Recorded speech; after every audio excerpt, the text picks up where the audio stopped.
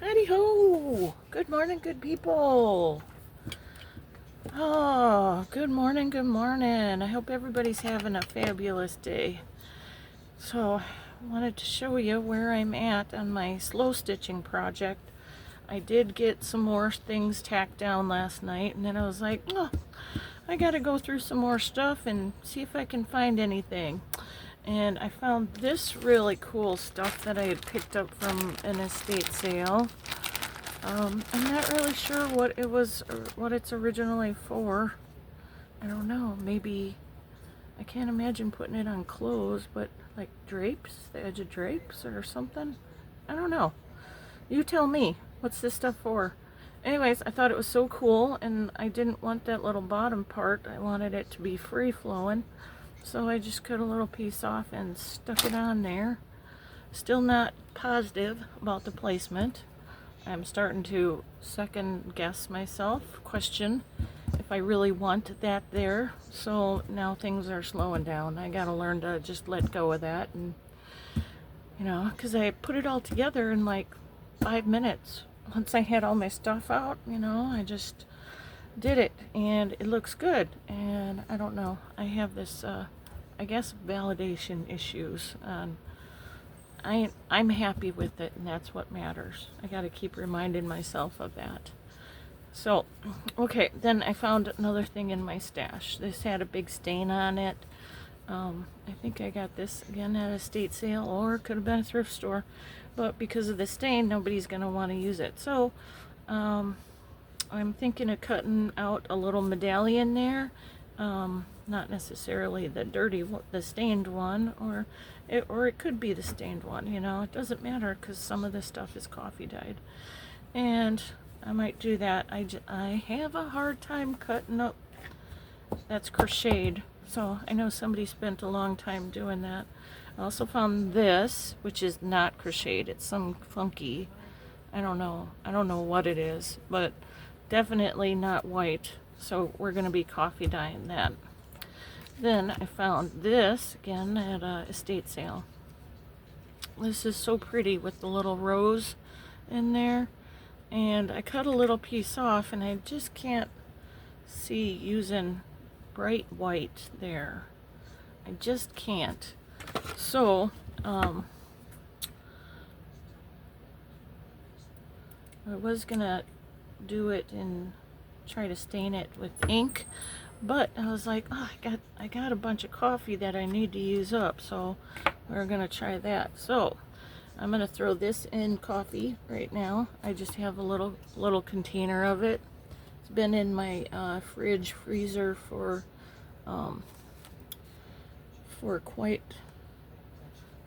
several days, and I haven't gotten to it, and I really need to use it up. But good thing it kind of froze. Okay, now this is the little piece I had cut for it, and see, it turned a nice, beautiful brown, beautiful tan. That's now gonna go with this, and I just gotta find the right place. I just wanted to show you how easy it is. It's been in there for maybe 10 minutes. So, coffee dyeing, you don't need a lot, and, it does the job. Isn't that pretty with the little roses? So, now I just need to have this dry. And as long as I have this, I'm gonna go ahead and put this in here. Coffee. And just keep turning it every now and then, and I'm sure it'll be perfect. So I'm gonna put that up there. Okay, so we got some more coffee dyeing. I went through that. All right, and what I wanted to do, I had a few things to show you here. So yeah, I'm just gonna try to stop second guessing what I want to do here, and just go ahead and do it. My rules for my stitching, because I shake a lot, I can only give myself 10 pokes and then the session's over. Or if I draw blood, session's over. So those are my rules for stitching. Very important. Oh, then I wanted to show you this coffee or glue stick. How to get the most out of your glue stick. So when you're at the end of it, this little thing falls out, a little container that holds it, but there's a lot of glue in there. So I take a little metal palette knife and dig it out. Now, I never tried a plastic one. It might.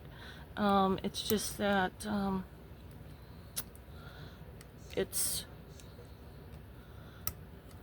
you got to get around that little that center piece that helps hold it in.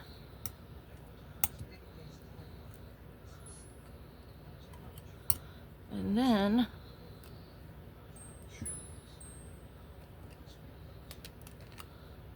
so that's about all. So yeah, see all that glue? And I was getting tired of throwing it out. So I stick it in my little jar that closes to be airtight. This is some of the Darcy glue stick, and also some other of the Uhu. The blue turns purple when you mix it up. And I just try to squash it, get the lumps out, get it all mixed up. You don't have to squash it every time you put more in. You can just leave it and you know, do it all at once. So now, like I said, it's a good airtight jar. This one was like better than bouillon glass. So then what you need to remember always, because this really sucked, was you have to clean the edge. The top edge and around, okay? Because yeah, I actually glued it shut, and man, that was really, really hard to get off of there. So always wipe the edge, and voila, now you have it. And when I have enough, I'll show you how I use it, but it's basic. You just use a good palette knife and spread it out. You know, it might get on there a little thicker than what you usually put on, but you know, it would have been stuff you were throwing out. So I just don't like wasting a lot of stuff, especially when it's kind of pricey. So, and there we go. Now you know how to clean out a glue stick. It may not seem you know, it may seem like a waste of time because there's not much in there, but if you use a lot of it, you know, it's really, I think it's worth it to go ahead and clean it out and save it. And after like the first year doing this, I used it on several papers. So you know, and it's not really in the way, so I just feel better about it using it. And there we go. And okay, we're still coffee dyeing, but see how white that was, and now it's this beautiful, beautiful brown. This is just regular brewed coffee that was left over that nobody wanted. And remember that piece we just threw in? It's already done. Look at that. So then you just gotta kind of tamp it off. Now, probably if I left it in longer, it would get darker. Oh no, not really, because this was in for about 10-15 minutes, and then this was in for about 5. So I think that's about as dark as it's gonna get. And